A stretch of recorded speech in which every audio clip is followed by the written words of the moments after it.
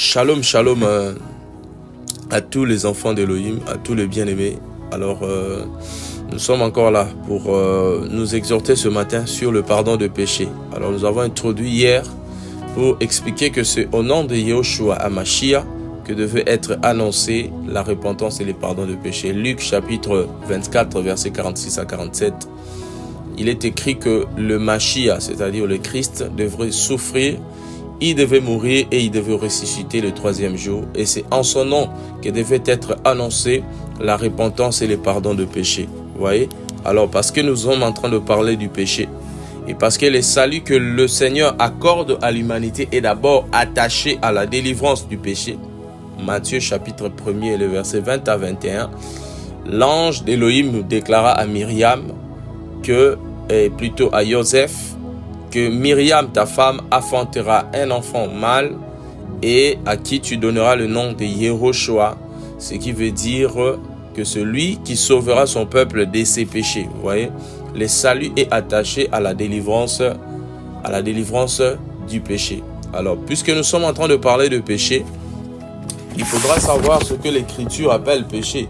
Nous sommes dans 1 Jean chapitre 3, le verset 4, il est écrit là-bas que quiconque pratique le péché pratique aussi la violation de la loi, et le péché est la violation de la loi. Vous voyez que l'Écriture, n'est-ce pas, fait quoi? L'Écriture attache la notion du péché à la violation de la loi divine.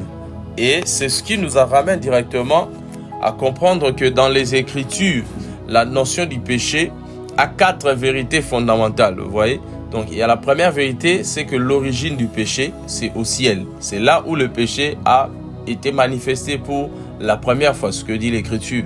Et la deuxième vérité est attachée au péché à l'Éden. Le péché s'était rabattu sur la terre en Éden par le premier homme qu'on appelle Adam, qui était le père de tous.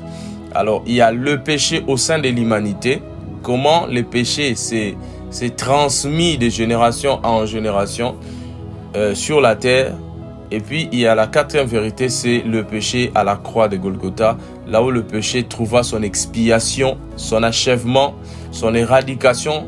Alors c'est ce voyage que nous allons faire pour voir comment le Seigneur nous accorde le pardon de nos péchés. Regardez, il est écrit dans 1 Jean chapitre 8, ici l'Écriture nous démontre comment le péché a vu les jours, parce que le péché a un père. Le péché, c'est une œuvre d'une créature.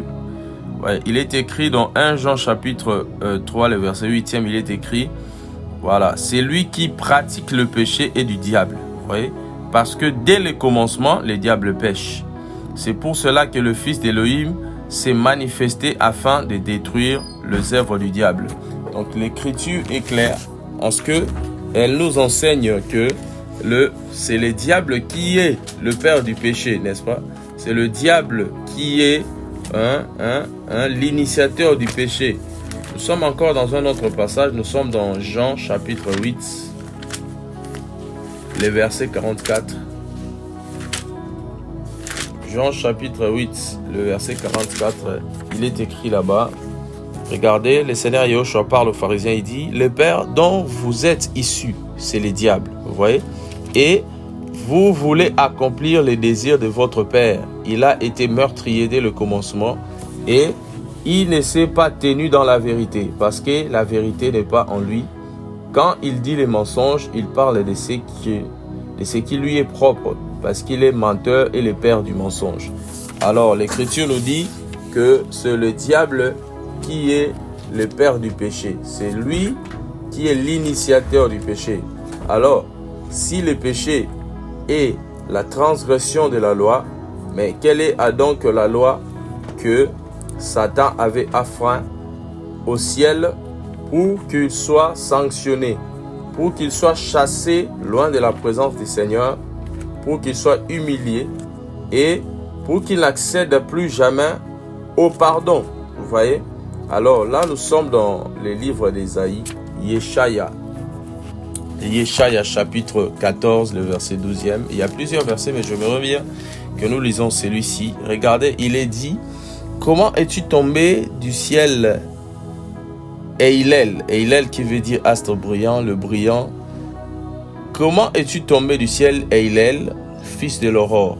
Toi qui foulais les nations, tu es abattu jusqu'à terre. Tu disais à ton cœur, je monterai aux cieux, je placerai mon trône au-dessus des étoiles, des ailes, et je m'assiérai sur la montagne de l'assemblée du côté d'Aquillon. Je monterai au-dessus des hauts lieux, des nuées, je serai semblable à Elion. Vous voyez, dans la version Louis II, on parle du Dieu très haut. Vous voyez, mais on t'a fait descendre du Sheol aux parties extrêmes de la fosse. Ceux qui te voient et t'observent avec attention, ils te considèrent attentivement en disant, n'est-ce pas celui qui faisait trembler la terre, qui ébranlait les royaumes, qui transformait le monde en désert, qui détruisait les villes et n'ouvrait pas la maison à ses prisonniers. Alors, quelle est la loi que Satan a affreint au ciel pour qu'il soit sanctionné? Et c'est cela la grande question à laquelle la parole répond tout simplement. La Bible déclare qu'il voulait se rendre semblable au Très-Haut. Vous voyez, il voulait se proclamer Elohim. Il voulait avoir accès à l'adoration. Et c'est, n'est-ce pas, la violation de la loi du sacerdoce céleste.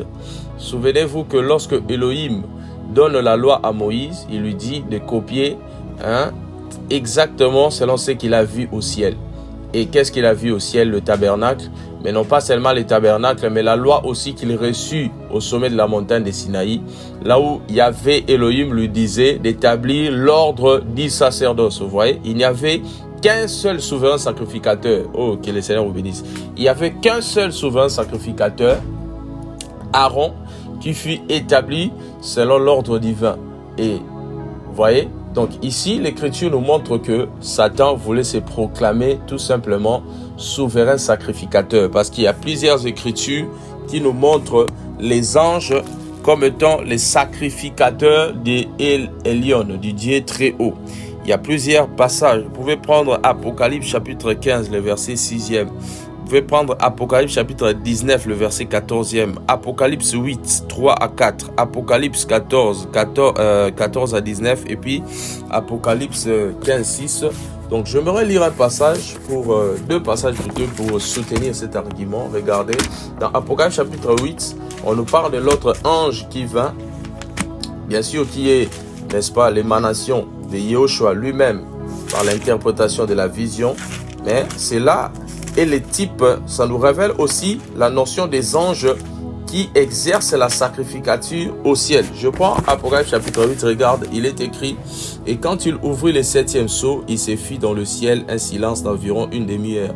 Et je vis les 7 anges qui se tiennent devant Elohim, et 7 trompettes leur furent données. Et un autre ange vint et se tint devant l'autel, vous voyez, ayant un ascensoir d'or, et on lui donna beaucoup d'encens, afin qu'il fournisse les prières de tous les saints sur l'autel d'or qui est devant le trône. Et la fumée de l'encens monta avec les prières des saints de la main de l'ange devant Elohim. Et l'ange prit l'encensoir et le remplit du feu de l'autel et le jeta sur terre. Et il y eut de voix et de tonnerres. Ici, l'Écriture nous parle d'un ange qui accomplissait la sacrificature, mais dans le tabernacle céleste. Parce que le tabernacle montré à Moïse était l'archétype, n'est-ce pas, du tabernacle qui devait être construit sur la terre.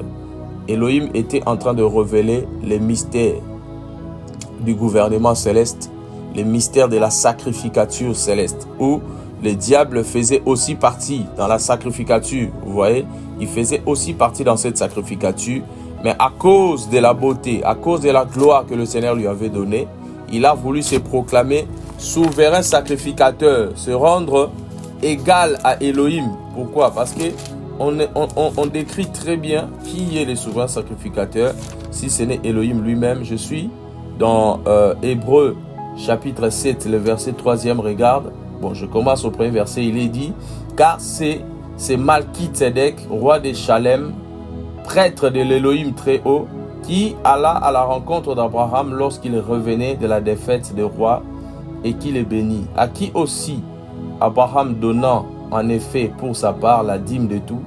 Or, en interprétant son nom, il est d'abord roi des justices, et ensuite il est aussi roi des Shalem. c'est-à-dire roi de Shalom. Il est sans père, vous voyez, sans mère, sans généalogie, n'ayant ni commencement des jours, ni fin de vie, mais il est rendu semblable au fils d'Élohim. Il demeure prêtre pour toujours. Donc la notion de n'avoir ni commencement des jours, ni fin de vie, nous ramène directement à éternel. Vous voyez, Yahvé, que l'autre version ont traduit par éternel. C'est lui qui est le sacrificateur à jamais. Il est le sacrificateur pour toujours. Et le diable voulait, n'est-ce pas, le défier. Et il fit précipiter. Et c'est cela le péché qui lui fit imputer. Transgression de la loi du sacerdoce céleste. Parce que la loi de Dieu, elle est spirituelle. Si vous lisez dans Hébreux chapitre 7, le verset 14, on voit clairement que la loi que Moshe avait reçue, c'était une loi qu'il a reçue du ciel. N'est-ce pas?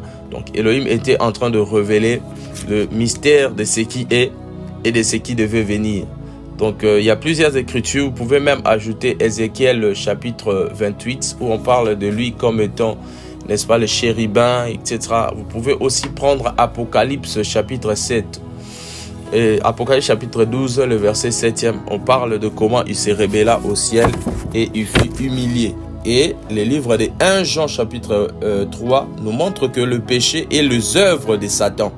Et Yahushua devait paraître pour détruire ces œuvres. Et c'est ainsi qu'il fut précipité. Vous voyez, il y a une autre écriture qui soutient aussi cet argument. C'est-à-dire que par la transgression, n'est-ce pas, de la loi du tabernacle, du sacerdoce céleste, le diable avait profané ce qui était saint. Je suis dans Hébreux chapitre 9. Regarde, il est écrit ceci. Et presque toutes choses selon la loi sont purifiées par le sang. Et sans effusion de sang, il n'y a pas de pardon de péché. 23, il est dit. Il était donc nécessaire que les exemples des choses qui sont dans le ciel soient en effet purifiés de cette manière, mais que les choses célestes elles-mêmes le soient par le sacrifice plus excellent que cela. Pourquoi donc les choses du tabernacle céleste pouvaient aussi ou devaient aussi être purifiées par un sang beaucoup plus précieux? Justement parce que le diable avait profané ce qui est saint. Il fallait que l'expiation soit accomplie par le sang, mais alors non pas par le sang d'un homme, mais par le sang de l'agneau éternel, vous voyez, de l'agneau immolé, de l'agneau pur. Et c'est ce que nous révèle ici l'Écriture. De la même façon que les fils d'Aaron, n'est-ce pas, avaient apporté les feux étrangers dans le tabernacle, et le Seigneur les avait sévèrement sanctionnés par la mort. Et il fallait que Moïse, le prophète, accomplisse à nouveau l'expiation du tabernacle. Et cela n'était que des préfigurations de ce que Yahushua HaMashiach devait accomplir. Et c'est ainsi que le diable fut chassé, n'est-ce pas, du trône de gloire, humilié, car il est écrit que Elohim résiste aux orgueilleux. Que le Seigneur vous bénisse abondamment. Alors, soyez des hommes qui soient accrochés à la parole, soyez persévérants, constants dans la méditation, dans la prière, et le Seigneur ne manquera pas d'accomplir toutes ses promesses dans notre vie. Shalom, excellente semaine à tous. Que le Seigneur Yahushua HaMashiach vous bénisse abondamment.